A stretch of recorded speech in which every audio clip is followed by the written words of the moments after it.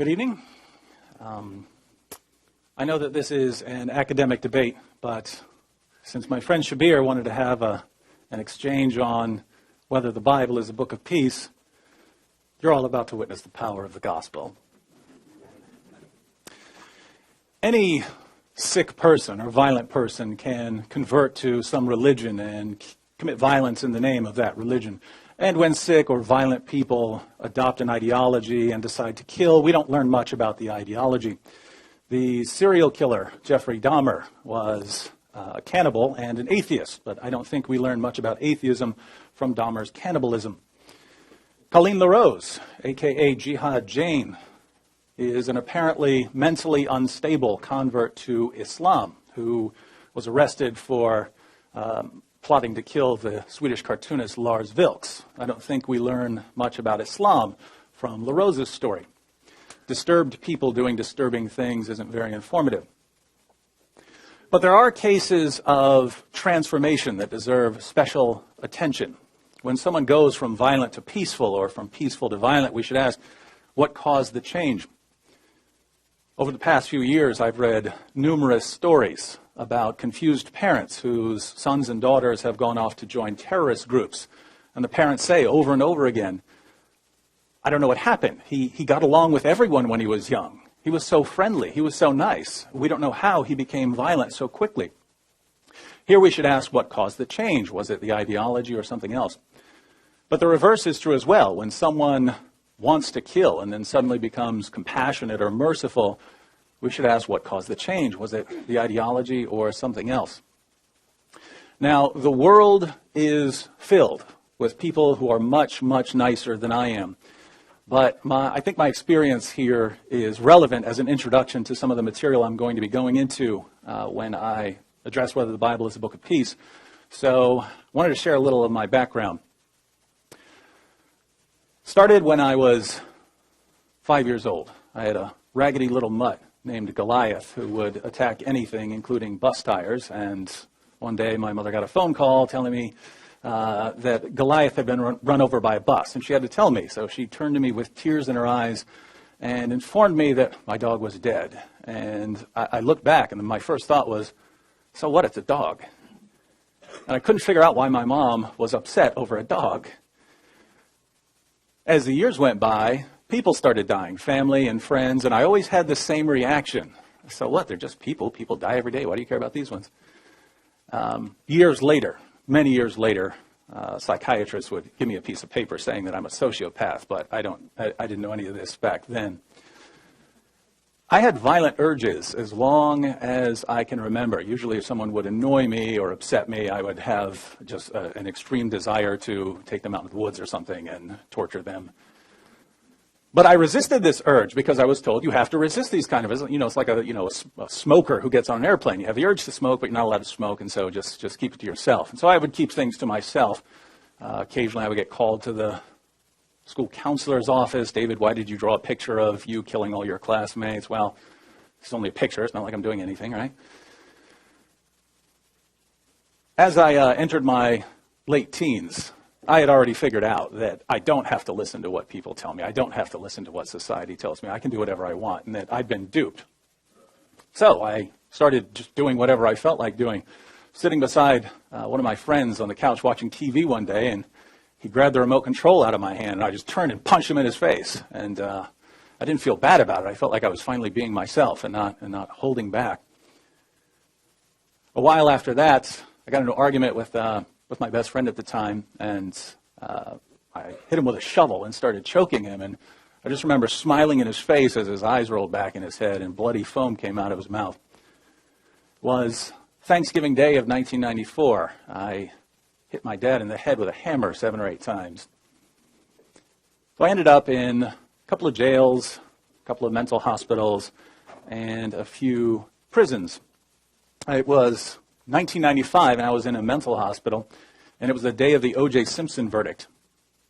And all the crazy people were arguing about O.J. Simpson, and some were saying he didn't do it, and so he should go free. Others were saying he did do it, so he should go to prison. And I offered a third option. I just blurted out, hey, I hope he did do it, and I hope he gets away with it. And this guard heard me, and he starts yelling at me, going, that's sick, that's sick. And I couldn't figure out why this guy cared at all about some woman being murdered. A few weeks after that, I was talking to one of the administrators there at the hospital, and he was asking me about my views, and he eventually just stopped me and said, very calmly, if you don't see why that's wrong, then they have got you in the right place. This was several months later, and I was in a jail dorm making fun of a Christian named Randy, a guy who turned himself in for 21 felonies. This guy was very interesting. There'd be a fight in the dorm, and he wouldn't watch. He'd turn away and start praying for it to stop. This guy made me so mad that I started studying Christianity in order to refute what he was saying. And it was April of the following year that I became a Christian. The moment I became a Christian, ever since then, I've never had any desire to hurt anyone. But I still wasn't a very nice individual, and I considered myself after that, I considered myself a horrible individual because of the things I'd done. A few years went by, and there was a fight in the prison I was at, and I broke up the fight, and I dragged one of the guys away to keep them separated. And the next day, I was walking, and the other guy who was in the fight stopped me, and he said, Wood, I don't mean to get in your business, but some of us were wondering what you did to get in here. We're thinking maybe someone disrespected your girlfriend and you defended her and hit him too hard and you got locked up for that. But we can't understand how someone like you could ever end up in a place like this. And all of a sudden I was thinking, wait, you guys think I'm nice? You guys think I'm good? Just a couple years ago, people were telling me that I'm sick and that I need to stay in a mental hospital. And now you guys think that the only reason I could ever get locked up is by defending a woman's honor? Sounded strange. But some sort of change had taken place in that time period. And what's interesting is that this sort of change has been going on for the past 2,000 years in Christianity.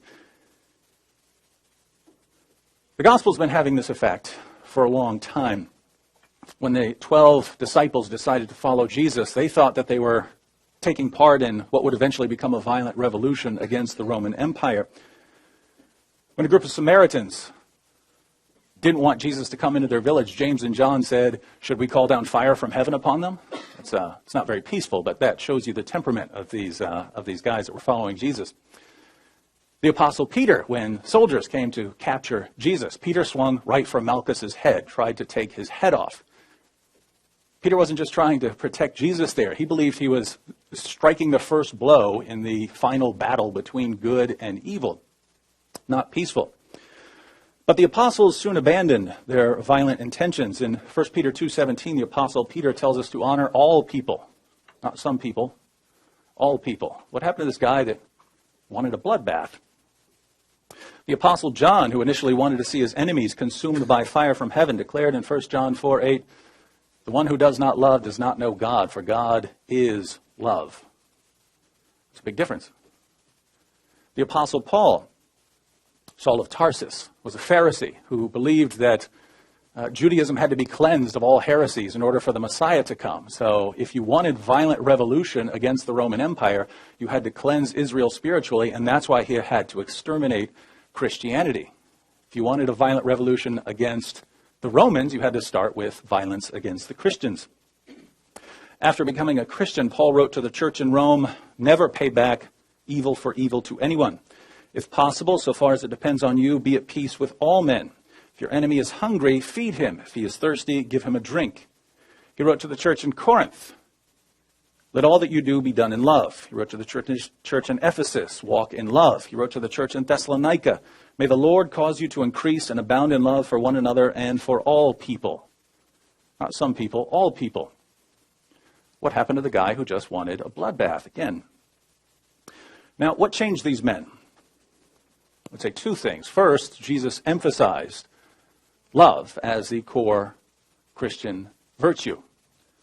One day, Jesus was asked, what is the greatest commandment? He said, of course, in Mark 12, the foremost is, Hear, O Israel, the Lord our God is one Lord, and you shall love the Lord your God with all your heart, and with all your soul, and with all your mind, and with all your strength. And the second is this, you shall love your neighbor as yourself. But he goes on in Matthew chapter 5, to order his followers to love even their enemies. He says, you heard that it was said, you shall love your neighbor and hate your enemy. But I say to you, love your enemies and pray for those who persecute you. Love your enemies and pray for those who persecute you. Not surprisingly, Jesus would rebuke his followers when they weren't walking in love. He rebuked James and John for suggesting that they should call down fire from heaven on those who opposed Jesus. When Peter attacked Malchus, Jesus said, put your sword back into its place, for those who live by the sword will die by the sword. So he was pointing out that violence just leads to a cycle of violence. Muhammad is actually a perfect example of this. Muhammad was poisoned by a woman whose family had been killed during the invasion of Khaybar.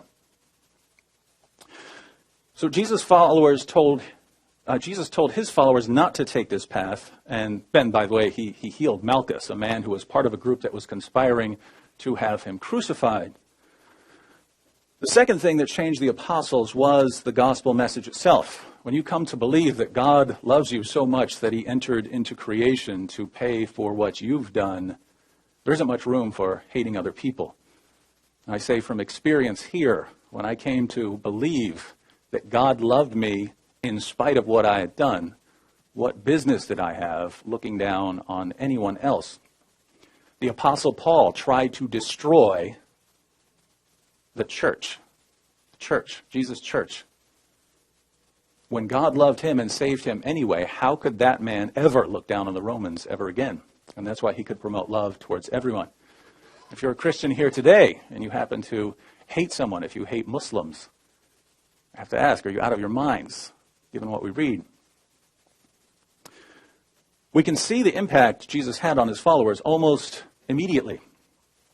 On the cross, Jesus said about the people who had him crucified and were mocking him, Father, forgive them. They don't know what they're doing. You can see the impact of this on the first Christian martyr, Stephen, when he's being stoned. And he said, Lord, do not hold this sin against them. See the impact? Didn't want them punished. A young man named Saul was there watching the stoning of Stephen. Saul would, of course, become the Apostle Paul. More than 30 years later, as Paul was awaiting his martyrdom, he wrote to his friend Timothy, at my first defense, no one supported me, but all deserted me. May it not be counted against them.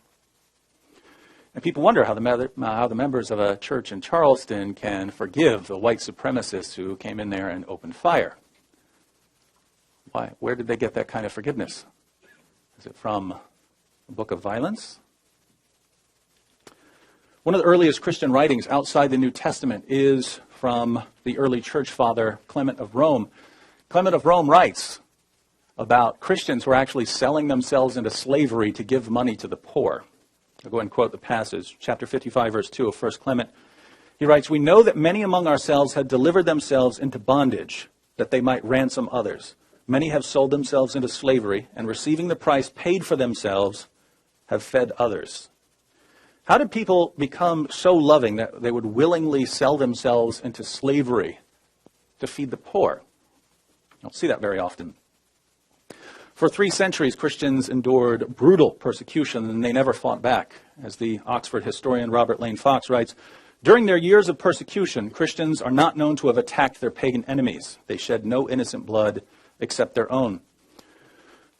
But we know that violence was eventually committed in the name of Christ. So what happened? Well, in the 4th century, the Roman Emperor Constantine had a vision. He was praying about an upcoming battle, and he had a vision of a cross with the inscription, conquer by this. And so Constantine concluded in the 4th century that he could conquer with the cross as his symbol. And from that point on, Christianity began merging with the Roman Empire, which had both positive and negative consequences down the road. Negative because the Roman Empire had a Roman Empire kind of way of dealing with things. You crush your enemies, you don't love them. But the impact of Christianity on the Roman Empire was unmistakable, and moral reform began immediately. I'll give you a couple of examples. When Christians began preaching the gospel, the favorite form of entertainment in the Roman Empire was the gladiatorial games. And people would cheer with glee as slaves and prisoners were forced to cut each other and hack each other to pieces for people's enjoyment.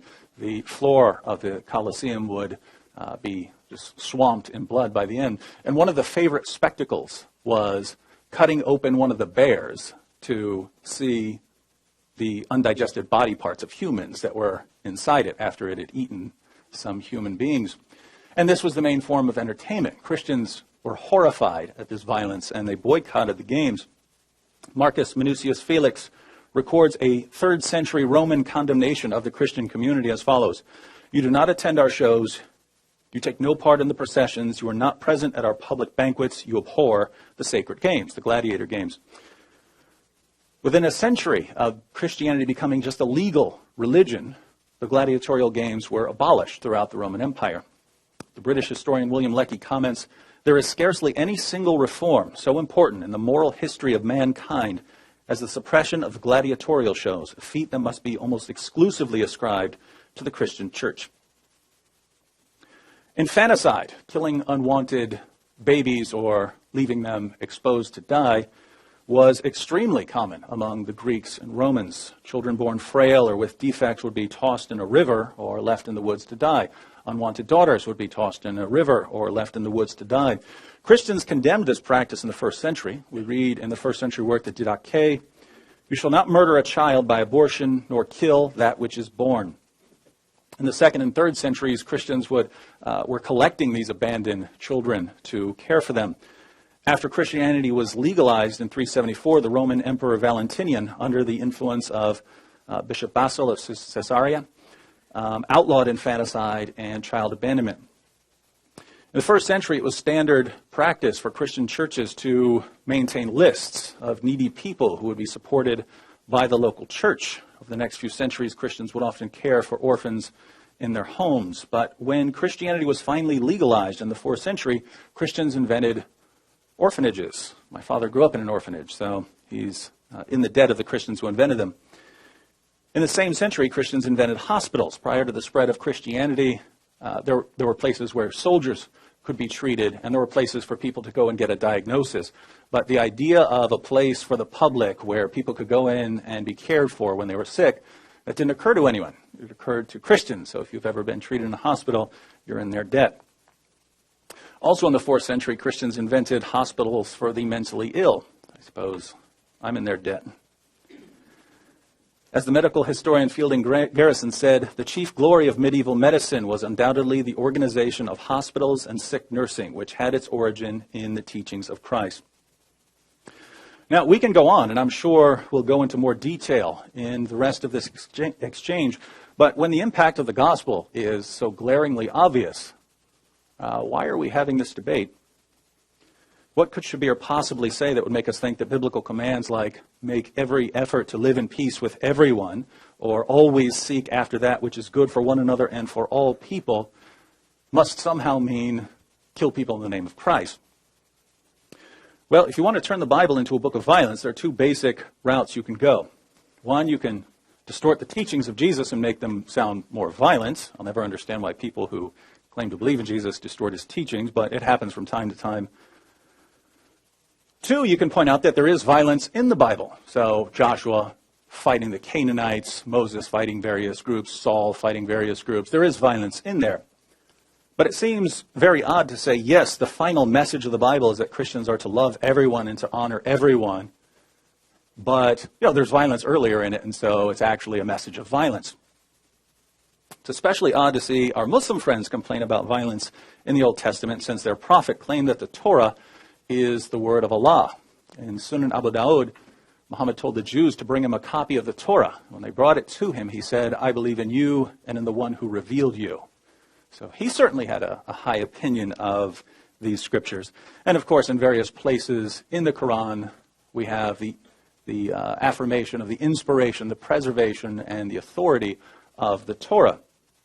So it's true that there is violence in the Torah, but the Torah is affirmed by both Christianity and Islam. The difference is that according to Christianity, this violence was limited both temporally and geographically, and it came to an end with the gospel, while in Islam the violence continues in a different form. So is the Bible a book of peace, given the final marching orders to love everyone, to honor everyone, to live in peace with everyone? I'd say that it's obviously a religion of peace and a book of peace.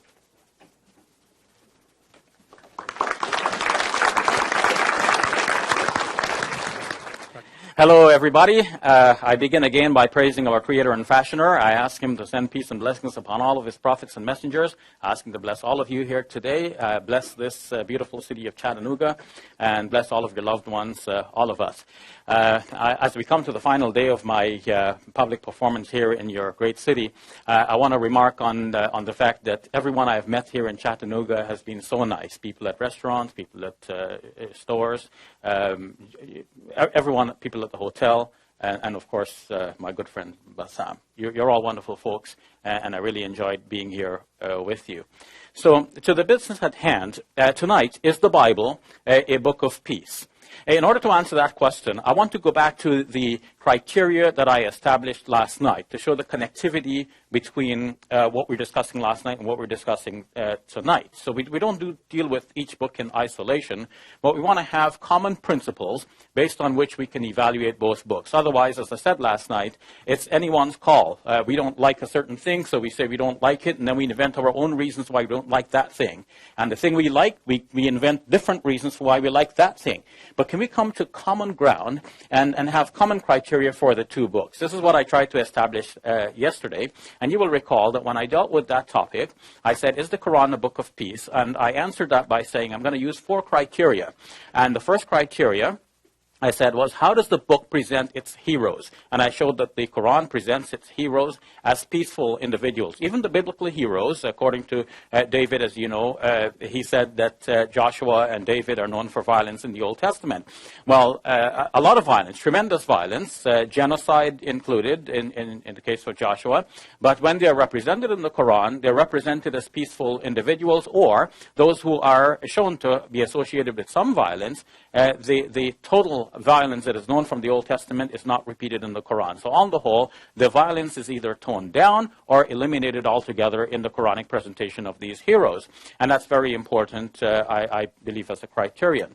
The second criterion I said is, does the book command people to live in peace? And I've said that there's a verse in the Quran that does that. David disputed that, but that's not our question tonight. Our question is, if this is a criterion that I used in looking at the Quran, how will that criterion be applied to the Bible, and how would the Bible fare in the face of that criterion? The third criterion, I said, is that the book should put together a legal system that would allow people to live in peace. We know that you cannot have peace without justice. So do you have a legal system in the book that allows people to know their rights and responsibilities so that everything is fair and square between individuals, so that people live in peace with justice?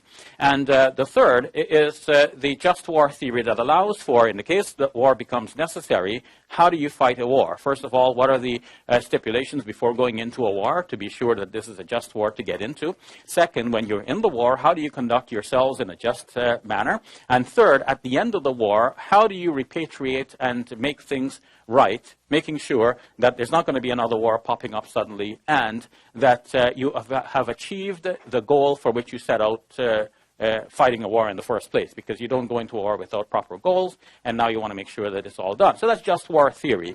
And I said last night that in my estimation, there's nothing in the Quran that actually goes outside of these parameters of just war theory. And my challenge to David was to find something in the Quran and show that this goes outside of just war theory. And he did mention something, but I don't want to relive that at the moment. If he wants to bring that up again, we'll deal with it, or if we have time, we'll deal with that as a separate issue.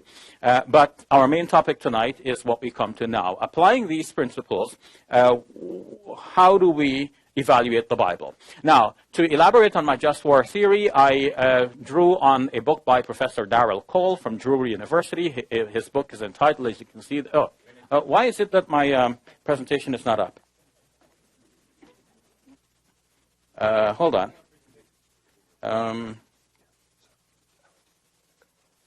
It should be HDMI, which is there, and laptop, perhaps. Mm-hmm. Oh, you know what? Because I didn't start it, actually. I just, here. Okay. So to go back over very briefly, I started out with this slide, and then I moved on. I said, okay, these are my points, but you've heard me, and there's nothing more to it than what you've heard. But I want to show you this book, and this is where we are. So Professor Darrell Cole has written this book. He's a professor at Drury University. He's a committed Christian, and he has given us the just war principles that comes out of the thinking of some great Christian philosophers and saints, starting with St. Ambrose. Then we went to St. Augustine and Thomas Aquinas, so said these are the 3 A's, if you remember. And then he went to also John Calvin, so he said that's the C, so we have 3 A's and a C for a good report card. But then it didn't end there. The thinking about just war theory continued in the Middle Ages and late Middle Ages into modern times, and the update on that is given by Professor Andrew Wilson in his course book that is entitled "The Masters of War History's Greatest Strategic Thinkers." And so with this idea of just war theory, then, we want to see how does the Bible measure up to that. If there is a war, how is the war conducted? So that brings us to the question of tonight. After having concluded myself that the Quran is a book of peace, I want to ask the same question about the Bible. Is the Bible a book of peace? So to evaluate that question, rather than put my own bias into the question, let's go and use the same criteria, which I think to be fair criteria. Since I've applied that to the Quran, let's do that in the case of the Bible now. So the first criterion I want to look at, how does the Bible present its heroes? David has given us a rosy picture of the Bible talking about love, and that's true. And of course, Christians are loving people. And in fact, do you know that the Quran itself acknowledges that Christians are people characterized by love? In the 57th chapter of the Quran says, وَجَعَلْنَا فِي قُلُوبِ الَّذِينَ اتَّبَعُوهُ رَأْفَةً وَرَحْمَةً. And we have placed in the hearts of those who follow Jesus mercy and compassion. Ra'fa could be love and mercy, and also compassion, the next word that is there in Arabic. Correct me if I'm wrong, Bassam, or those of you who know Arabic here. So the Quran is acknowledging that Christians are great people. They are loving individuals. They're characterized by kindness and all of that. So all of the history that David has charted from the first century going to the later centuries of Christians setting up hospitals and so on, feeding people, taking care of the orphans, all of this is acknowledged. There's no dispute there. Now, how does the book itself measure up? Because it is possible that Christians are good people not because of the book itself, or maybe because of some parts of the book. Maybe they follow some parts of the book and ignore some other parts. We know in logic that there is the fallacy that fallacies related to causation. So people, instead of identifying the whole host of causes, they identify just simply one cause. So we need to find out the whole host of causes, like what caused Christian people to be as they are. So one cause is, yes, they have read passages in the Bible. For example, God is love, 1 John chapter 4, verse 8. Now, when we ask, is that the only teaching in the Bible? The answer may be different. What about the heroes? How are the heroes presented? Now, it's often said that, these people we're talking about, Joshua and David and so on, they're all from the Old Testament, right? So what about the New Testament? The New Testament supposedly presents a new picture. However, in the book of Hebrews, a number of persons are given as the great heroes who were so great that the world is not fit to bear them. And among these persons are David and others who, according to the book of Hebrews, what characterizes them as being great? They were conquerors. They were conquerors. And I thought David had a problem with Muhammad being a conqueror. And whether Muhammad was or not, that's a separate question. But if David has a problem with Muhammad being a conqueror, then how does this New Testament praise some people who were conquerors? So we have to get the whole list, and we can go to Hebrews chapter 11 and see that whole list before us. So we want to go to Hebrews. I'm in Hebrews chapter 1, going forward to chapter 11.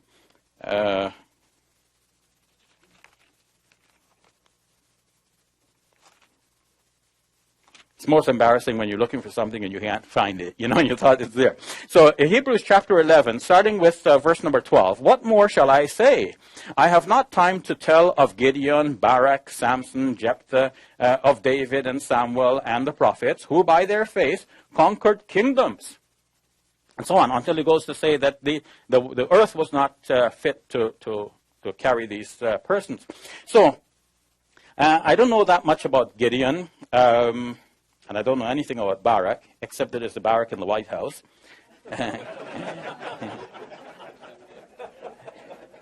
But what about Samson? I remarked last night that Samson killed himself and a whole host of people in the arena. Now, you might say these were bad people, but do Christians kill bad people? Does the New Testament teach us to kill bad people? Well, it seems that in this part, the New Testament is celebrating the life and glory of a person who is known to be a mass killer. And I say this with hesitation. I mean, David is right. Muslims have to respect the Bible. And it is true that the Quran says that the Torah has in it revelation from God. And Muslims believe that. We're not denying that. Now, for the Muslim, the trouble is that there would be revelation also in these ancient books, but also those revelations are mixed with other things that people have put in there. So the Muslim needs to distinguish between the two. Another verse of the Quran, which David didn't mention, is the second chapter of the Quran, the 79th verse, which says, فَوَيْلُ لِلَّذِينَ يَكْتُبُونَ الْكِتَابَ بِأَيْدِيهِمْ ثُمَّ يَقُولُونَ هَذَا مِنْ عِنْدِ اللَّهِ لِيَشْتَرُوا بِهِ ثَمَنًا قَلِيلًا. Woe to those who write the book with their own hands and then say it is from God in order to profit thereby but a little.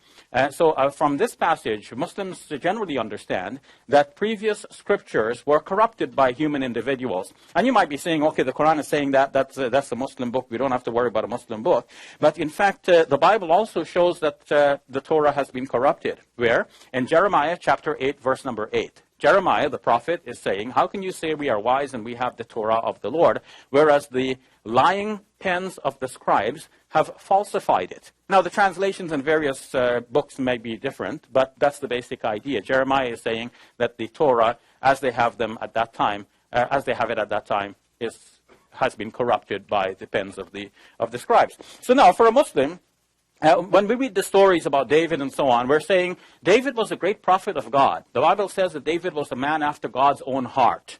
How could Muslims accept that a man like this committed some of the atrocities that are mentioned of him in the Old Testament? So we don't think he did. One of the things that's mentioned about David is that he wanted to marry Michal, Saul's daughter, and Saul basically said to him, well, you want to marry Michal? Great, but you have to bring me 200 Philistine foreskins. Now, so the Israelites and the Philistines are always at loggerheads with each other, and Samson was usually going out and killing some Philistines and coming back.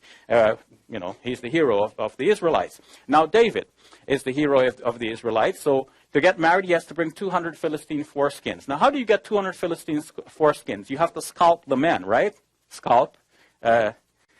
So, obviously, we'd have to kill them first and then scalp them in the right place and then bring back the proof that he has killed them. Then he gets the girl. None of this is mentioned in the Quran.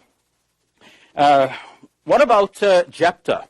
Jephthah actually killed his daughter after having vowed to do so. And then God apparently fulfilled what he wanted, and so he had to carry out the vow. And it is interesting that the Quran actually prevents people from killing their infants. David was citing a Christian scholar who said that, killing infants is wrong. So it would be nice to have a verse of the Bible which says killing infants is wrong. And there is actually a verse as well about sacrificing your children to the gods. But the Quran itself prohibits people from killing their infants, because at the time when the Quran was revealed, girls were being buried alive. We learned from some of the early sources.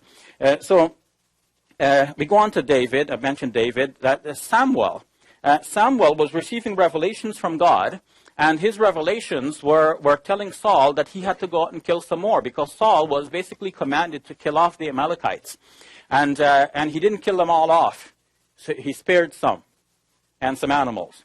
And Samuel's message to Saul was, God spoke to me and told me, man, you got to go out and kill some more. You got to kill them all off. So why kill them all off? Where does this idea come from? In the Old Testament, there's this idea of harem, which is related to the Arabic word haram, So there's a total ban put on a town, but it's not only on one town. There are many places.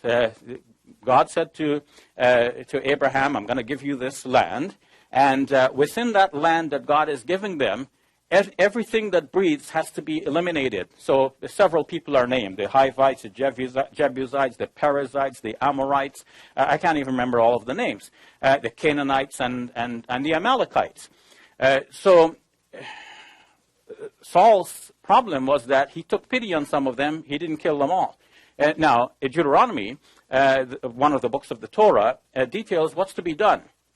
You get into this, if you're dealing with a place that God has given you as your possession, the Israelites are given possession of that place, then they kill everything that breathes. But if they go to another place, where outside of the range of which God has given them to possess, that means apart from what God has given them, they may have other conquering ambitions. If they go to this other place, then they should offer terms of peace. And if the people surrender under terms of peace, there is a way of dealing with them. But in the land in which God has given you, you kill everything that breathes. And so Saul did not fulfill the commandment, and that was the problem there. So the New Testament is approving of these great heroes. So that's my question. How does the book present its heroes? That's my first criterion. The second criterion is there a command in the Bible that says you should live in peace? And I'm sure there is. I haven't studied it in that great detail, and I'm sure that David will have verses lined up that deal with that. There are many parts of the Bible that actually are very peaceful, and when we acknowledge that. So I'm going to move on from that criterion. I will say put a star there. The Bible, it has flying colors right there. 3, what about a legal system? About a legal system to let people live in peace. Now, we've already seen that the Old Testament actually does not have a universal legal system that will allow everybody to live in peace. In fact, sometimes people, like David, will say, oh, but now we have the New Testament, everybody can love each other, and so on. What about the people in Palestine? The people in Palestine live in part of the land which the Israelites think has been given to them. They have the title deed. But the title deed, a book from God. So this book says that they own all of that land, and the Palestinians do not have a right to live there. So Jews are coming in from other parts of the world, flocking into Jerusalem because they think that they should be there, and the Palestinians are being shoved off of the more lucrative parts of the land. So even international decrees are defied by those who think we don't have to follow the international decrees. We can go set up our residence on the Palestinian land because it's not really Palestinian land. This land is our land. God told us. So these commandments in the Bible actually do have repercussions for peace in our present times. It is not a complete system of justice that will allow people to live in peace. Now, does the New Testament change that? No, actually no, because the New Testament reaffirms the right of the Israelites. The New Testament basically says, well, Christians are the new Israel, but there is ambiguity in the New Testament with Paul, for example, saying that God's promise is irrevocable. So he gave a promise to the Israelites. That promise is irrevocable.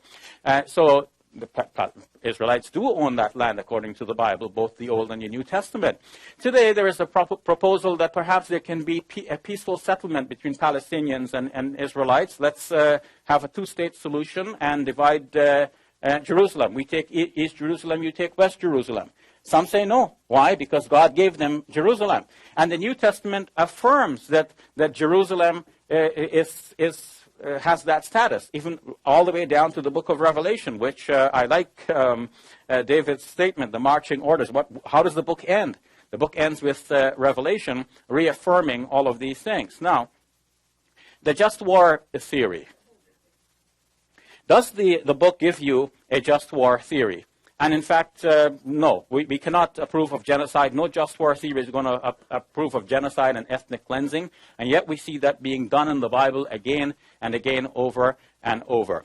Finally, I want to say something about the book of Revelation, because it's all this about, God is love and so on. Love your enemies, pray for those who persecute you. It sounds nice.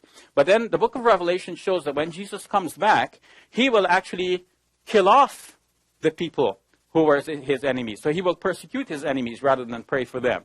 Moreover, there are indications in the book of Revelation that his faithful followers will be caught up into heaven with him, in the great rapture, and then they will come back with him to fight in his great army. To do what? To decimate the population. And it is interesting that in the book of Isaiah, in chapter 63, God is shown with his clothes bloodied after he has stepped over the dead bodies of his enemies. And now Jesus in the book of Revelation is shown like father, like son. He comes back with a sword coming out of his mouth. He kills his enemies. His garment is also red with the blood of his enemies.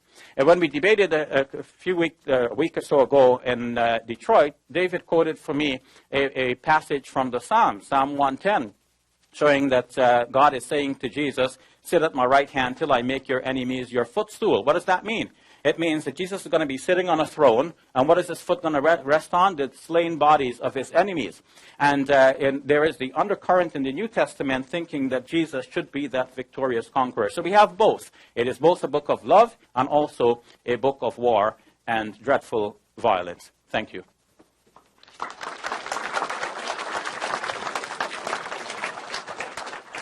In my opening statement, I drew attention to the impact the Bible had on the early Christians and on the generations that followed. Before their transformation, Jesus' apostles wanted violent revolution. After their transformation, they wanted revolutionary love. Some of the early Christians took this revolution to such an extreme that they started selling themselves into slavery in order to feed the poor. Within a century of becoming a legal religion, Christians had outlawed infanticide and the gladiatorial games, and they had invented orphanages, hospitals, and mental hospitals. And that's the impact of the gospel, and Shabir didn't dispute most of this. But according to Shabir, the Bible is not a book of peace. He says we need criteria for judging a book of peace. And I agree that we need criteria. I happen to reject most of his criteria as something that would decide whether a book is a book of peace. My criteria are much simpler. If the final marching orders of the book are to love everyone, to live in peace with everyone, I would say it's a book of peace. If the final marching orders of the book are violently subjugate unbelievers, I would say it's not a book of peace. But Shabir has other criteria. He says, how does a book present its heroes and role models? As I pointed out last night, Muhammad is presented as a role model who called for fighting unbelievers simply for being unbelievers, for only showing mercy towards one's fellow Muslims and never towards unbelievers, and so on. But if we're talking about biblical figures, Shabir has a couple of complaints that I wouldn't take very seriously and some that I would, and so I'm going to focus on those. But as far as the ones that I wouldn't take very seriously, Samson, when he's captured, he's a prisoner of war, and the people gather together to mock him and to mock Israel's God, and this is in the context of war, and he pushes down the pillars, and it brings down the people who are gathered together in the context of war. I wouldn't say that that would make the Bible a book of peace. David, during a context of war, being sent out to kill Philistines and bring back proof of how many he had killed. This is a context of war. Jephthah killing his daughter, I wouldn't consider this much of anything. The judges in the book of Judges are not great moral figures, and they're not presented as such. I mean, Samson's running around with a prostitute. Jephthah makes a hasty vow and then keeps the vow. Nothing involving God as affirming what he did. Now, Shabir says that I condemn Muhammad for conquering, and so why don't I condemn these other people for conquering? Well, I don't condemn Muhammad for conquering. I would have a lot to say about him fighting unbelievers simply for being unbelievers, fighting and subjugating Jews and Christians for being Jews and Christians. I have a lot to say about that. But even there, just to clarify in case anyone is confused, my objection to Islam is not that it promotes violence towards unbelievers. My objection to Islam is that it's not true.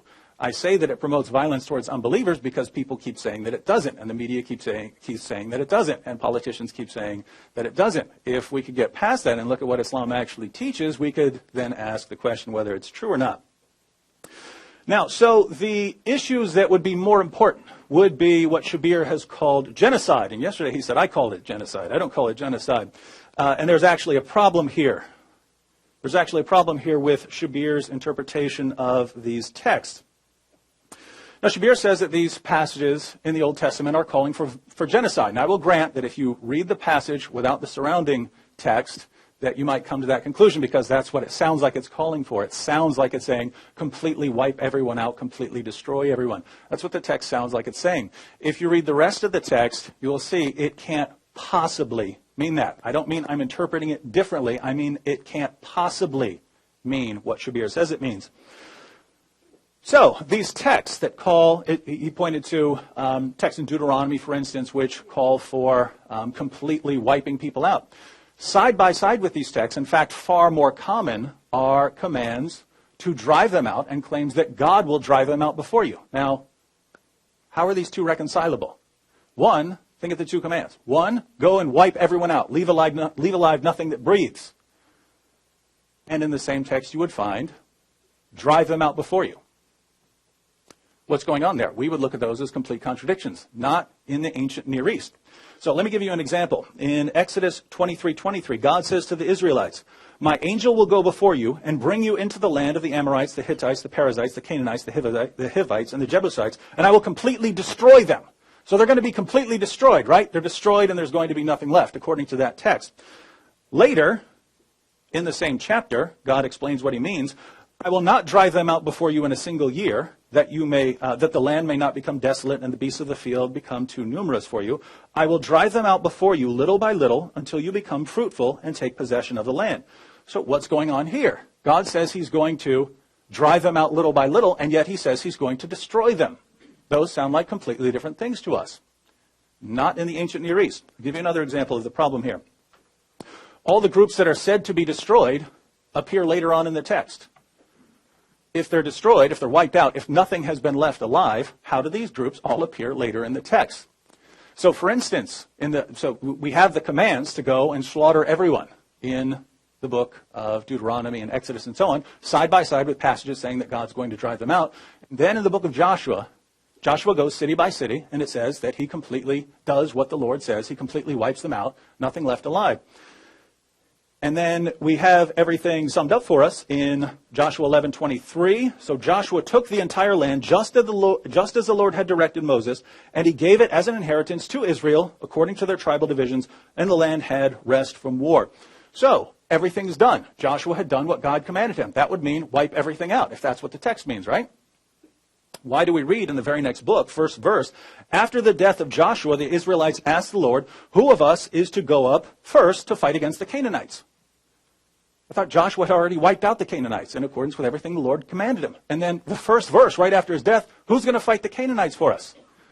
This should be telling you something is going on. They're using language in a way that we don't. If drive people out of the land is used side by side with utterly destroy them, that should be the first clue. And when the groups that are said to be killed and destroyed are around later in the text, that should be the second clue.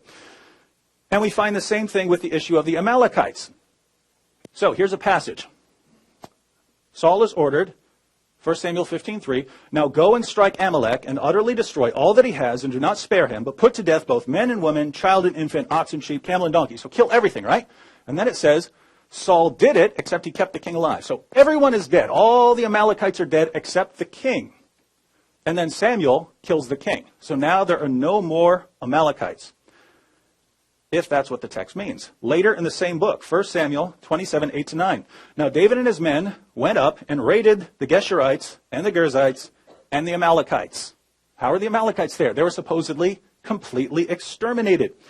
The Amalekites show up again in 1 Samuel 30. Centuries later, they're still there during the reign of Hezekiah in 1 Chronicles 4. Still more centuries later, the main enemy of the Jews in the book of Esther is Haman, a descendant of King Agag, the king who was supposedly the last living Amalekite. What's going on with the text? Well, we happen to know exactly what's going on with the text because we can compare it with other ancient Near Eastern sources. And when we do that, we find that this is a literary device. If you conquered someone else's army, you use bragging rights of complete annihilation of them. This was meant to intimidate. This was meant to boast and brag about your God and so on. And it's a common literary device. We do something slightly similar. If your football team wins, you don't say, we scored way more points than them. You say, we massacred them, we slaughtered them, we butchered them, and you didn't do any of that literally. That's how we talk. They just took it to another level. And notice, it has to be that, unless you think the authors are completely insane, and that they don't realize, hey, once I've said in my text that this group has been completely exterminated, I obviously can't have them showing up later in the text. So they're either insane or they're using a literary device, but we know it's a literary device Zaini Zevit, professor of biblical literature at Northwestern and Northwestern Semitic languages, says when the composition and rhetoric of the Joshua narratives in chapters 9 through 12 are compared to the conventions of writing and conquest in Egyptian, Hittite, Akkadian, Moabite, and Aramaic texts, they're revealed to be very similar. And we find this from many others. We know what's going on here. It's called hagiographic hyperbole. You don't say, I beat them. You say, I completely slaughtered them and left nothing left alive. So, there is violence, there is an invasion, there is fighting, but it's not the genocide that Shabir calls for. Otherwise, they wouldn't be there later in the text. Shabir's second criterion. Does the book command people to live in peace? He said it probably does. I'll go ahead and make it certain for him. Since he quoted the book of Hebrews, talking about the heroes it puts forward and saying this puts forward heroes of violence, I'll quote Hebrews 12:14, says that Christians are to pursue peace with all men. Again, not some men, all men. Third, does the book give a legal system to govern life? Well, Christianity isn't about establishing a legal system. Jesus said his kingdom is not a kingdom of this world. He said if it were, his followers would be fighting to rescue him, but his kingdom is not of this world. As a general rule, if you take to heart, love your neighbor as yourself, that's going to work in a variety of contexts, regardless of the form of government. Now, Shabir complains about the Bible because he says that Jews claim that the Bible gives them the right to the land. And so, since the Bible claims that Jews have right to the land, well, this is never going to allow peace. Let me read a verse of the Quran here, chapter 5, verse 32. Allah says, for this reason did we prescribe to the children of Israel that whoever slays a soul, unless it be for manslaughter or for mischief in the land, it is as though he slew all men. This says he revealed to the children of Israel, if anyone makes mischief in the land, what land would that be? Is it A, China, B, Chattanooga, or C, Israel? The Quran says God gave them the authority to carry out Jewish law in the land of Israel. So if he has a problem with that in the Bible, well, he just once again condemned his own text. And finally, Shabir says, if war becomes necessary, are the book's teachings consistent with just war theory? Now, it's simply amazing that Shabir is appealing to just war theory as developed by Christians in order to condemn the book that led to just war theory. There were some earlier writers, such as Cicero and so on, who gave some principles of just war theory, but the full-fledged just war theory comes because Christians were in the Roman Empire, and again, the Roman Empire still had a Roman way of doing things, and Christians wanted to make sure that they could reconcile the passage in Romans 13, which says that governments are instituted to punish wrongdoers, but to keep those consistent with Christian principles of loving your neighbor as yourself and loving your enemies. And so these were harmonized in just war theory that, yes, there are times when war is necessary for the state, but that you need to do everything you can to keep it in line with these principles. And Shabir appeals to this to then condemn the book that gave rise to it. So he's kind of indirectly there admitting that it's the Bible that produced this, and therefore the Bible is a book of peace.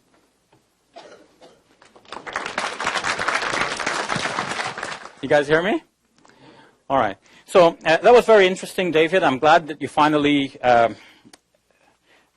engaged with the criteria that I presented. So I want to see what David has to say about these criteria. First, about the heroes. David is saying, well, we won't take Samson seriously because he was operating within a context of war. He was a prisoner of war. Yet, when I went to Sunday school and we colored drawings of Samson, we came away thinking this is the great hero with that, here, if it gets cut off by Delilah, then he's rendered powerless. So, want to be a hero like Samson. The question is, how does the book present its heroes? David, I took an interest in slingshots when I knew the story of David, but the story didn't end with the slingshot. The slingshot in the Bible only knocked Goliath out. The rest of the story is that David went and cut off his head. So the violence goes on and on. But in the Quran, we just have a simple statement. وَقَتَلَ دَاوُدُ جَالُوتَ. David killed Goliath. That's the end of the story. It doesn't say anything more. None of that bloody detail. Jephthah. Okay, I'll give up Jephthah. I'm even sorry that I even mentioned it. But I just mentioned it because it came in the sequence here. Because that doesn't have violence. It doesn't have repercussions for violence in society, unless you're thinking that maybe somebody is dealing with a child, thinking the child is possessed by the devil, and it can have repercussions. But I'm gonna leave that one alone. Forget about Jephthah. So, David, you scored a point. Now, he's saying that he does not condemn the Prophet Muhammad, peace be upon him, for conquering. But let's think about what he's actually condemning the Prophet Muhammad, peace be upon him, for, and how that compares with these heroes of the Bible. David says that the final marching orders in the Quran, which Muhammad is giving, or which Muhammad is revealed or receiving by revelation according to Muslims, that these enjoin violence against non-Muslims because they are non-Muslims. And as I pointed out yesterday, Sherman Jackson in his article, Jihad in the Modern World, has explained with reference to Fred Donner that in that context, in 7th century Arabia, it's different from now. Like nowadays, you sit safely thinking that nobody's going to attack your country. Why? First of all, because America is a great and powerful nation. You don't expect that somebody's going to attack you. But second, countries don't generally attack each other nowadays because they all are subscribing to certain international conventions that says we're not going to attack each other, so we can all sleep in peace at night. But in the time of the Prophet Muhammad, peace be upon him, as Fred Donner has pointed out, the general idea was that people are at a state of war unless they have entered into a specific covenant. And with that idea in mind, the question is then, who did the Prophet Muhammad, peace be upon him, enter into covenants with? And as long as people have entered into covenants with him, he would not attack him, and he does not expect them to attack he would not attack them, and he would not expect them to attack him. So it is in that context that when we look at the Quran, we see, for example, what David is citing as final marching orders comes in the 9th chapter of the Quran. The 29th verse, he has cited to show that Muslims are somehow going to fight against Jews and Christians in general, but that's not what the verse says, literally. If you take the verse literally, the verse is saying that you should fight against those from among the people of the book, who could be Jews, Christians, and others as well, those from among the people of the book who do not believe in God. Now, we have some Christians in this room here. We have some Christians in this room. Okay, if you don't believe in God and you're a Christian, just raise your hand. Okay, that means there's nobody in this room to whom that verse applies. Because that verse is saying, fight against those people of the book who do not believe in God, and do not, and so on. So there are a number of criteria. So for somebody to meet all of those criteria and to follow the verse literally, it just would not apply. Now, David might say, well, okay, in that case, the verse is meaningless. And then I can say, well, if the verse is meaningless, you can't say that this verse is commanding you to do something if you don't know what the verse is commanding you to do. So now let's say ISIS is trying to recruit a young Muslim and saying, come join our forces and let's go kill some people. And the young man says, okay, well, who said we should kill these people? And ISIS says, God says. So the young man says, well, show me the verse where it says God says. And then the verse doesn't actually say that. So the ISIS may say, well, that's our interpretation. Well, okay, say it's your interpretation. So the same book might be interpreted by somebody peacefully and somebody else violently. But is your violent interpretation coming right out of the book, or you're putting it into the book? In this case, it's clear that they're putting it into the book. And David is going along with those Muslim scholars who have actually read it that way. They did read it in a violent way. And so David is right in that sense, in that he is relying on some Muslim scholars. But as we've seen last night, David has his own agenda. He's not relying on the Muslim scholars like a Muslim relies on the Muslim scholar. The Muslim is relying on the Muslim scholar because the average Muslim doesn't know better, doesn't know the Arabic, doesn't know the history, doesn't know how Quranic interpretation has been done. And the average Muslim is going to follow those sacred books which they know from ancient history. In fact, I'm sorry, I said sacred because they're not sacred books. The commentaries by Muslim scholars are not sacred. They could be right, they could be wrong, and we know that as a matter of principle. But the average Muslim might even treat them as sacred. Yeah, these are great scholars. Yeah, how can you say anything critical of them? They must be right. And who are you with a newfangled doctrine? Maybe you because you live in Canada, maybe because you were educated in a modern Western secular university. That's why you have these ideas. But I say go back to the text. Well, we all know Arabic. The modern standard Arabic is basically similar to the Quranic Arabic. The Arabic has remained standard throughout the ages, fairly so, even though all languages evolve, so too does Arabic. And we can go back to the classical commentaries and see how did they reach that interpretation. Now, if you do this for yourself, go to an English translation of that verse, chapter 9, verse number 29, and you will see that they all have to put something in brackets to make it mean what they want it to mean. So Muslims should fight against Jews and Christians, all Jews and Christians. How do they do that? By putting things in brackets. But the verse itself says only those Jews and Christians who do not believe in God and do not believe in the life hereafter, which the Quran calls the last day, and so on. So to find maybe nowadays you might find some Christians who, they say they're Christians, but they don't actually believe in God. I know that. But if you think of 7th century Arabia, people were not affected by modern theories about the existence of God and so on, or the non-existence of God. So then, what we find is that David is actually distorting the Muslim scripture, and he's not the first to do it. Muslim scholars have done it before, for good reasons and with good intentions, and the violent extremists today are banking on that misinterpretation, and David is celebrating that misinterpretation because, as he admitted here last night, he is happy when, like ISIS, commits atrocities against people because that helps his evangelizing mission. Actually, he said that. Didn't he say this? David actually said this. David actually said this. I'll read you. I actually transcribed in my own hand what he said. I didn't think it would become necessary, but I was just interested.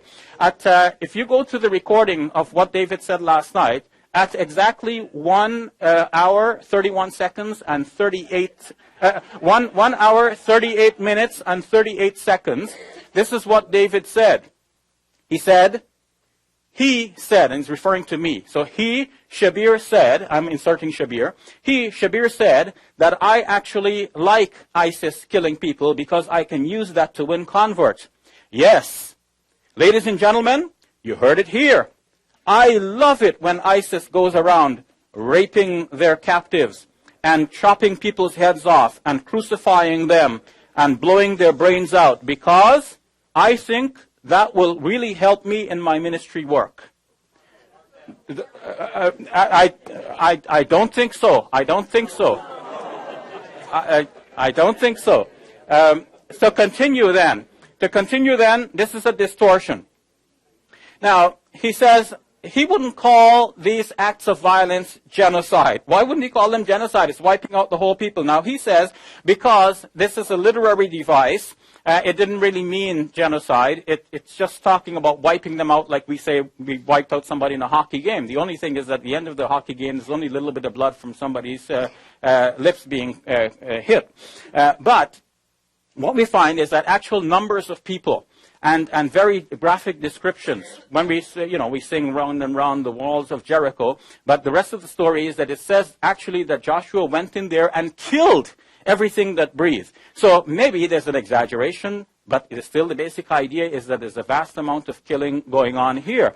And what he has cited actually is the fact that the Bible does contradict itself. There are various writers. So somebody wrote the book of Joshua, somebody else wrote Judges, and they have different ideas. So even though in the book of Joshua it's saying that everybody has been killed off, these people pop up again by a different writer because a different writer has a different idea. I said last night that I don't blame Joshua for this. I don't think Joshua is being properly represented in these books. These are not historical. I agree with that study. That shows that these are not really historical. Yes, there is evidence that people survived. But this, what he's calling a literary device, is pointing to the fact that the text literally says that Joshua wiped out these people. So it is genocide. City by city, one after another. What about 1 Samuel chapter 15? Yes, so when you come down, everybody killed off except the one king, and then Samuel comes and kills the king. So it is like very specific. People are being killed. It's not just a literary device. What about the legal system? Well, if we see what is the system, in Deuteronomy chapter number 20, there are instructions specific. What do you do with the cities that you attack? You lay siege to them. If they agree to be subjected to you, you force them into labor. If they refuse, you do battle with them. You lay siege to them. And then when God delivers them into your power, you put every male to the sword. And then the women and the children you keep for yourselves. And then what about the cities in the area which God has given you? Then you kill everything that breathes. This is very specific. It's not just a literary device. It's not that I am misrepresenting or misunderstanding the Bible. Scholars of Christianity struggle with the same thing. Show Them No Mercy is a book co-authored by some Christian evangelical scholars. They're admitting as a fact that this genocide took place. They're now asking, what do we do with that? How do we understand it in reference to the New Testament. So they're not disputing the fact. Now, finally, Laying Down the Sword by Philip Jenkins. On page number 13, this is what he has to say. If the founding text shapes the whole religion, then Judaism and Christianity deserve the utmost condemnation as religions of savagery. Of course, they are no such thing, nor is Islam. I respect Judaism, I respect Christianity, I respect the Bible. I didn't say that the Bible is not a book of peace. David misquoted me when he said that. I said to you, and you heard me, that it is peaceful and also violent. Take it the way you like. Thank you. Thank you, Shabir. Now, Shabir went back to his first criterion, how does a book present its heroes and role models? He said in Sunday school, Samson and David are presented as heroes. According to the Bible, Samson's a dirtbag, right? I mean, let's face it, this guy's going around, messing around. This guy's doing everything he's not supposed to do as a follower of God. The point of these stories, because Muslims don't exactly have the same thing in Islam, the point of the stories about God taking horrible sinners and doing something with them is a consistent theme throughout Scripture. It's Jesus who is the one who is perfect. And Muslims have this idea that prophets are sinless or something like this. It doesn't come from the Quran. That doesn't come from the Quran itself. That's a Muslim myth that developed over time. But so Samson is you would lift him up for doing something in spite of his massive failures. David is actually described as a man after God's own heart. But the things David did that were wrong, like the affair with Bathsheba and so on, he's condemned for that and judged for it and suffers for the rest of his life for it. So it's not saying be like David in every way. David is portrayed as a sinner who is nevertheless used by God in a mighty way. Now, Shabir asks, well, what do I condemn Muhammad for if I'm not condemning him for conquering? He says that Fred Donner says that in that context you were at war unless there was some sort of agreement. You're just at war with everyone. Let's look at the text Shabir quotes, because Shabir quoted Surah 929, and apparently this is talking about atheist Christians and Jews, those who don't actually believe in God. Let's read the verse. Fight those, chapter 9, verse 29 of the Quran, fight those who believe not in Allah, nor the last day, nor hold that forbidden which hath been forbidden by Allah and His Messenger. So if you don't forbid the same things that Muslims forbid, if you eat pork and Islam forbids pork, you don't forbid the same things, therefore this applies to you. Nor acknowledge the religion of truth. What's the religion of truth? Islam, right? According to this text. You Christians, you acknowledge Islam as the religion of truth? Well, what's it say? Fight those who, and then it gives this list of criteria for fighting you. Nor acknowledge the religion of truth from among the people of the book, Jews and Christians, until they pay the jizya with willing submission and feel themselves subdued. Now, if Shabir's interpretation is correct, Muhammad sure didn't know it, because Muhammad launched an offensive attack against the Roman Christians, and I'm pretty sure they believed in God. Now, it's ironic that Shabir condemns me for distorting the meaning of the text, even though he acknowledges there are many Muslim scholars who would agree with me. But given the distortion of my sarcasm here, Shabir, if you've never encountered sarcasm, it's a lovely Western concept. Now, Shabir says that, well, why wouldn't I call it genocide? Joshua took Jericho. Jericho's another perfect example, right? So we read the story of Joshua taking Jericho, right? Remember I talked about hagiographic hyperbole.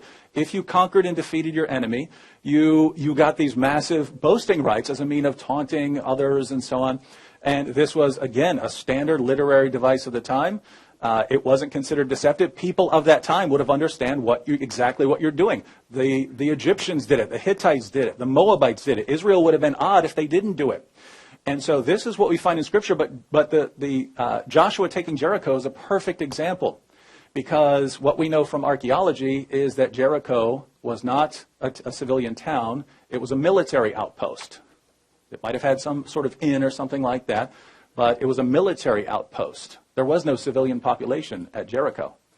And so what do you have about Joshua going in and killing and wiping everyone out? Well, the same thing you have with the other stories of Joshua going and fighting places. What would have actually happened is Joshua goes out, fights the military targets, and once everyone, these are called disabling raids by scholars, once the military targets have been disabled, Then, of course, Joshua dies. It says he's done everything the Lord has commanded him. Why? Because that's what the Lord commanded him to do. That's what he meant by go up and do these things. And that's why I could say that Joshua's done. Even though it sounds like it's talking about extermination, you would describe those disabling raids as extermination using the literary devices of the time. How would you know? How would we know that it doesn't actually refer to complete annihilation? Again, very first chapter of the next book, which says Joshua's dead, now how are we going to deal with the Canaanites? They would still have to deal with the normal Canaanite towns, not the military targets. Now, Shabir says that all this proves is that these books are contradicting each other. We're not talking about the books contradicting one another. We're talking about these passages being used side by side. One, it'll say, completely wipe them out, there's nothing left. And then in the same chapter, or elsewhere in the same book, it will say, oh yeah, and they're still there. Or God's going to drive them out, even though they've been completely wiped out. Let me give you an example. In the book of Judges, right? First chapter. The men of Judah attacked Jerusalem and also took it. They put the city to the sword and set it on fire. So, no more Jerusalem, no more people in Jerusalem, right? Verse 21 of the same chapter. The Benjaminites, however, did not drive out the Jebusites who were living in Jerusalem. To this day, the Jebusites live there with the Benjaminites. So they took the city, wiped it all out. There's no one there. They burned it to the ground. Later, same chapter. But the Jebusites live there with them to this day. Can this be saying that they annihilated everyone? It can't be saying that. And if we go to the ancient texts of the Near East, we see this over and over and over again like a beating drum. Everyone does this. Now, that's about everything I detected as far as Shabir's response. So let me kind of put this together as far as differences in how we're interpreting these texts. So what are the differences between how I'm interpreting these texts, how Shabir's interpreting these texts, violence in the Bible, violence in the Quran, and so on? One, violence in the Bible would be limited geographically. Keep in mind, you're talking about a little tiny piece of land here. In Islam, it's a much greater area of fighting, and it's ongoing. And that's another difference. Violence in the Bible is limited temporally. Our final marching orders are, love everyone, pray for those who persecute you, live in peace with everyone. You can't get fighting out of that unless you're obviously distorting it. Final marching orders. You can say there's violence. As we saw this, the Quran and the Bible both affirm the Old Testament. So we both have to deal with this, but the final marching orders of the Bible, what's the takeaway message? Love your enemies, pray for those who persecute you, honor everyone, live in peace with everyone, pursue peace with all men.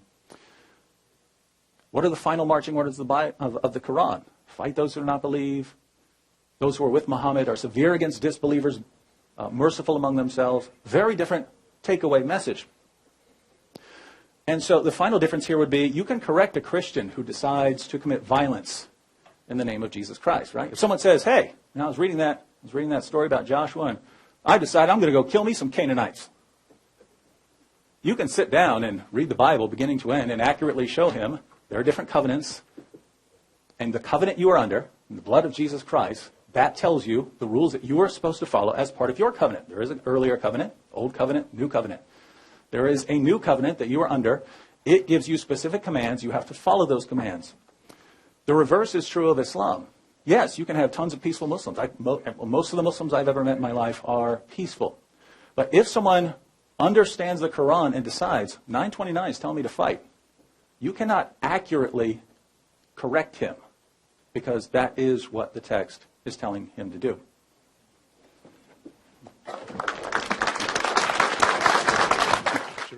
I always carry some books, right? And it's a good thing I still have my microphone on. We ready? Okay. So David says he was using sarcasm, and if that's what you say, then I leave it between you and God. Yesterday this came up, and you didn't reply when I expressed my shock that you had said it. And it seems now that the audience is willing to grant you that you have said this in sarcasm, and that left the opening for you to say that that's what you did, and God knows whatever is true. But let's leave that point. He's saying that the passage that I referred to from the Quran, Surah 9, verse 29, which he calls the final marching orders. First of all, what is the end point of that passage? Suppose we take it that this means that Muslims should fight against Jews and Christians. It says until they pay the tax, which is called the jizya in the Quran. So that means if people pay the tax, then they can live with Muslims. And historically, this has happened. Non-Muslims have lived under Muslim rule. Muslims understood this passage to mean this. We fight them until they pay the tax. If they pay the tax, they live and they are protected. They become protected citizens. We are responsible for protecting them. If anybody attacks, they don't have to join the army and fight, but we will fight on their behalf. So it's give and take the tax, and we defend them. But he said that I am distorting the verse, where in fact he's distorting the verse, because the verse says, fight those from among the people of the book who do not do this, this, this, and this. So he picks one of the things, and he asks you, do you subscribe to the religion of truth? You say no. So now it looks like Muslims are supposed to fight you according to that verse. But no, the verse is saying, fight those who do not meet any one of these four qualifications. That's what it literally says in the Arabic. So if he shows that you Christians meet one of the qualifications or three of the qualifications, that means still that verse does not apply to you. We only have to disprove that it applies to you by showing that you do not meet one of the qualifications. And I've shown that. Christians believe in God. That's one of the qualifications. So you believe in God, the verse does not apply to you. It's very simple. That's literally what the text says. Now, it's true that Muslims did not take it so literally, and they applied it to Jews and Christians more generally. But the fact that they have done so does not mean that the Quran says so. And our question in these two debates is, what does the Quran say and what does the Bible say? Is the Quran a book of peace? Is the Bible a book of peace? So we want to know what the book itself says, because if Muslims turn out to be violent, we can call them back to the Quran. We can say to the ISIS guys, look, you're not really following the Quran. You said you are, but you're distorting the book. But David really wants to say to the ISIS guys, you guys are right. And he wants to say to the moderate Muslims who think we shouldn't be violent, we shouldn't attack anybody. He wants to say to the moderate Muslims like this, no, you're not really following your book. And I'm saying to the moderate Muslims, you are following the book. Because this passage in particular does not tell you to fight against Jews and Christians generally. What it says now has to now be studied all over again, because the way in which it has been presented to us in Muslim history has been itself distorted. Now he says, well, it's funny that Shabir is talking about just war, whereas the just war theory came out of the Bible. Actually, that's not true. Just war theory did not come out of the Bible, although the saints that I mentioned did make reference to Romans 13. But Romans 13 presents a problem for just war theory. Remember how David spoke about the brutality of the Romans and the gladiatorial games? I thought the Hunger Games were violent. But the gladiatorial games, and think about more generally about what he said about the Romans and the way they crushed their enemies, generally. Now, Romans 13 is actually praising the Roman authorities and says that they're carrying the sword to act on behalf of God. Whereas it is the same Romans who, under whose aegis Jesus was crucified. So where's the justice in all of this? Jesus was unjustly crucified. He didn't claim what they said he was claiming, and they crucified him. That passage itself poses a problem for just war theory, but nevertheless, it's a good thing that Christian scholars did come up with just war theory. They didn't come up with just war theory because of the Bible. They came up with just war theory as a reasonable response to the fact that there are going to be wars, and they're asking us Christians, which war can we support? And they're coming up with good reasons, but those reasons are not coming straight out of the Bible. In fact, often in contradiction to the Bible, in contradiction to those passages which denote genocide. David says, this legal system that I'm talking about, if I criticize the Bible, I'm indirectly criticizing the Quran, because the Quran says that God gave the land of Israel to Israel. The passage he quotes for that is Surah 5, verse number 32. Just because God said to them, you must establish justice in the land, that means you own the land. That's a far cry from establish justice in the land to you own the land. But there's another passage in the Quran, in the 17th chapter, in which God commands the Israelites to live in the land, to dwell in the land. And the word there in Arabic is uskunu. And that word is related to being in tranquility. So live peacefully in the land. In chapter 5 as well, the Quran tells the Israelites to enter into the land in a submissive manner, not going in fighting.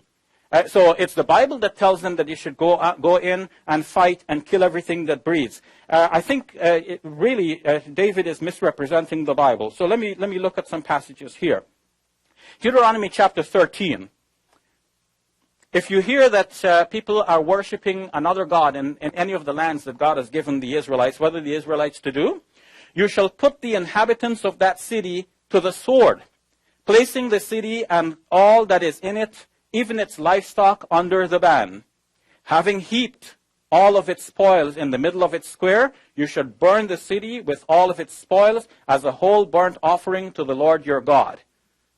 That's men, women, children, everything in the city, everything that breathes. You kill them all, you gather them into the midst of the city and burn them as a burnt offering to God, as the Jews used to offer sacrifices by animals to God. This is like a burnt offering to God. Specific numbers are given. In the book of Numbers, chapter 31, Moses and his team go through the Moabite lands, and then they kill so many that what's left behind are the virgins. How many virgins remain? 32,000 virgins. So if you think of the moms and dads and brothers and sisters who were killed, we don't even know the entire number. So this is not just a literary device. Yes, the writers think themselves to be violent. They think they want to represent their heroes as being violent, and that's what they did. Now we're asking, why did the Quran represent the same heroes? Why did this kind of atrocity about Moses get reproduced in the Quran? Suppose Muhammad was a violent individual and he's composing the Quran.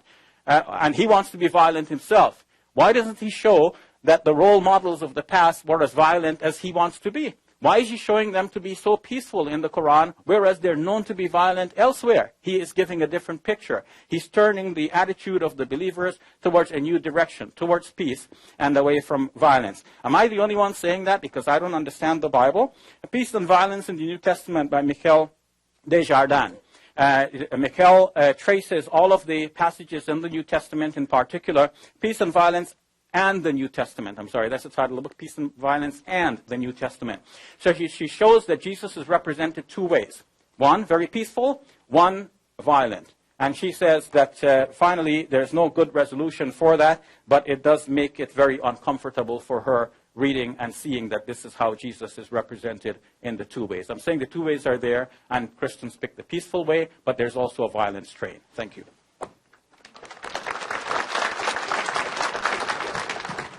All right, well, all of this is coming together for a good summation. Shabir pointed out accurately that Jews and Christians do, at the end of Surah 9, verse 29, have the option of paying the jizya, in which case we won't be killed. This is an advantage we have over people who don't have scriptures from God, like the pagans. But this is meant to be a humiliation. As far as Muhammad's comment on jizya, Sahih al-Bukhari, as the introduction of chapter 88, the Prophet said, "My livelihood is under the shade of my spear, and he who disobeys my orders will be humiliated by paying jizya." So jizya is a sign of humiliation. That's why it says, feel themselves subdued. You're supposed to feel like you are a second-class person. By the way, the very next verse, as we saw yesterday, is chapter 9, verse 30 of the Quran, which gives the justification. And the Jews say Ezra is the son of Allah, and the Christians say the Messiah is the son of Allah. This isn't just saying believe, if you believe in God in any sense. This is talking about you have to believe in Allah. You believe what Allah, what the Quran says about Allah. You have to believe in what Islam teaches about the last day. As far as proof of this, chapter 9, verse 30, the Jews say Ezra is the son of Allah. The Christians say the Messiah is the son of Allah. These are the words of their mouths. They imitate the saying of those who disbelieved before. Allah's curse be upon them, how they are turned away. This is the justification for fighting us in the previous verse. Don't go with me. Here's Ibn Kathir on this. He says, fighting Jews and Christians is legislated because they are idolaters and disbelievers. Allah encourages the believers to fight the disbelieving Jews and Christians who uttered this terrible statement and lies against Allah. So that's the justification there. Shabir, now turning to the Bible, he says that Romans 13 is praising Roman authorities and presents a problem for just war theory. So just war theory doesn't arise from the Bible. That's completely false. Romans 13 is written by Paul, where he tells us that rulers are given authority by God to punish wrongdoers and so on, and that we have to submit to them. That in no way conflicts with obligations for rulers. We see this from the Apostle Paul himself in the book of Acts chapter 25, when the Roman governor wants to hand him over. And Paul says, if I've done something worthy of death, I do not hesitate to die. But if I haven't, no one has the right to hand me over to them. He's talking to the Roman governor. I thought, according to Shabir, Paul believed you just, do whatever the government said. What is this? You have just war theory right there. Yes, you, government, you have authority. But you also have obligations to do the right thing. Put those together, that's where you get it. Now, Shabir cites Numbers 31 as the last example. I'm running out of time here, so I don't get to respond to everything. But Numbers 31 is another perfect example. The Midianites are completely wiped out, except for the women who didn't try to lead Israel astray by taking Balaam's offer of seducing the Israelites away and convincing them to worship other gods. Those women were brought into Israel. So there's no more Midianites, right? If we go with a literal interpretation of the text, no hyperbole, no hyperbolic rhetoric or anything, straightforward interpretation, there are no more Midianites. And yet we read, just a little later, here in the book of Judges, the Israelites did evil in the eyes of the Lord, and for 7 years he gave them into the hands of the Midianites. What Midianites? They're all gone, right? Because the power of Midian was so oppressive, the Israelites prepared shelters for themselves in mountain clefts, caves, and strongholds. The Israelites are hiding because there's so many Midianites. How could it be any more clear? Every example we're given of complete annihilation and complete extermination, all the groups that are supposedly exterminated are around later, and the passages are used interchangeably with driving them out and things like that. And so you'd have to say that something is going on with the text here, and it obviously is, and scholars know what it is because they have other ancient texts. And so, Shabir says the Quran tells Jews to live in the land peacefully. That doesn't change the fact that in 532 they're told they get to carry out Jewish law, Jewish penalties in that land. And so if this is a problem for the Bible, this would be a problem for the Quran. And so have we seen any reason to think that the Bible is not a book of peace? Again, is there violence in the Old Testament? Is there invasion of the land and so on? Yes, keep in mind what these people were doing. Their practices were child sacrifice and bestiality and so on. And God kept his people in Egypt for 4 centuries because he would not allow them to take the land until they were so incredibly sinful that he would put an end to it. And what did he do then? He had them fight their militaries and drive them out. So even here, in the most violent passages you have, it's certainly not as bad as Shabir makes it out to be. But then when we consider the final marching orders, love your neighbors yourself, pray for those who persecute you, live in peace with everyone, there's no way we can say with a straight face that the Bible is not a book of peace. And my microphone is still turned on. Ready to go, John? Okay, I have to turn it off unless we lose battery here. Okay, so finally, folks, I'm glad that we've come down to put our final thoughts together on what has transpired over the last 2 nights. I started out by giving common criteria by which to evaluate the 2 books. And to my estimation, David has not given common criteria. He has attacked the Quran from one angle, and he has supported the Bible from a different angle. So we need common criteria. You cannot attack the Quran for something that is there in the Bible, or even worse, in the Bible. We have genocide in the Bible. It's not there in the Quran. He says it's not really genocide. It's just a literary device. But in fact, the passages are very clear. Well, I've read to you a passage or one or more passages from the Bible which show that God is really clearly commanding this genocide. Now, did God actually command those genocide? I don't believe so. Does the Quran say that God commanded that genocide? No way. So the Quran is not contradicting itself. When the Quran is saying that the Jews had the right to practice the revelations from God and the instructions that came from him to enact justice on the land, so that does not contradict, God does not contradict himself by doing so. He's telling them to do the right thing. If later on their books are composed and then they do something that is wrong in the land, then this is their distortion of the message from God, and the Quran is not responsible for that. As for the Midianites, it's very clear. So many are killed and the rest are saved. We know the number of those who are saved. It's not a literary device. Clearly that there is some problem there. There is genocide, large amounts of people being killed. So when we look at the Quran, then we see that I have delineated my classifications and my conditions for determining whether a book is a book of peace or not. And I've said the first thing is, how do you represent your heroes? And we have seen that many heroes of the Bible are misrepresented, I would say, as people who enacted genocide and ethnic cleansing. The Quran actually gives a different picture of those heroes and presents them as pictures of peace. Second, is there a passage which actually commands us to enter into peace?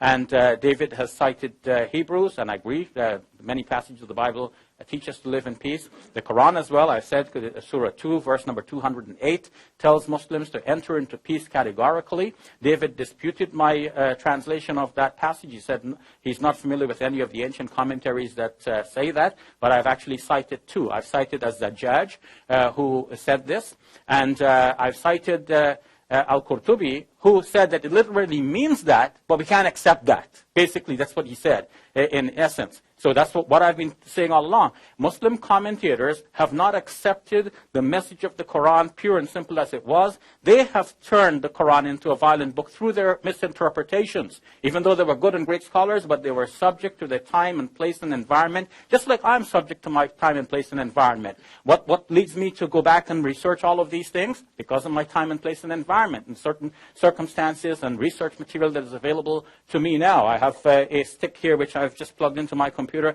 giving me access to 12,500 ancient Arabic books. So we have tools, we have different circumstances and so on, so we can go back and re-examine certain things. So the Quran does actually command people to live in peace. The third thing, does it have a legal system? I think the Bible really fails on this point, because especially the New Testament, David said the legal system is left to others, because Jesus said, my kingdom is not of this world. So this world is left to somebody else to run according to their own devices, the Romans especially, with the gladiatorial games. That's going to be justice in the land. And then the last point I said is that does it have a legal system, and does the just war theory. I said that everything in the Quran falls within just war theory. Even when the Prophet Muhammad, peace be upon him, went into war, he went as a legitimate authority. This is where ISIS and others fail. This is where the young man living in this great city takes it upon himself. He's not a legitimate authority. He cannot think we Muslims are at war with America and I'm going to go attack some installation or some Marines or something like that. He's just not a legitimate and proper authority. He fails on the first point. Whereas it is clear in the Quran that Muslims are to obey their authorities. Wa ulil amri minkum, the Quran says. And we have to obey whatever authorities are above us. And in fact, the Prophet Muhammad, peace be upon him, only went to war when he was a legitimate authority and when he had the responsibility to protect his citizens and to protect the oppressed people. So he was following actually just war theory. Whereas, in fact, when we look at the Bible, we see that this does not fall into just war theory, because we have genocide and ethnic cleansing, not on one occasion, but on several occasions. Maybe this did not happen historically. It's not really true. But the Bible is celebrating it as though it is true, and therefore the Bible fails on this point. Thank you.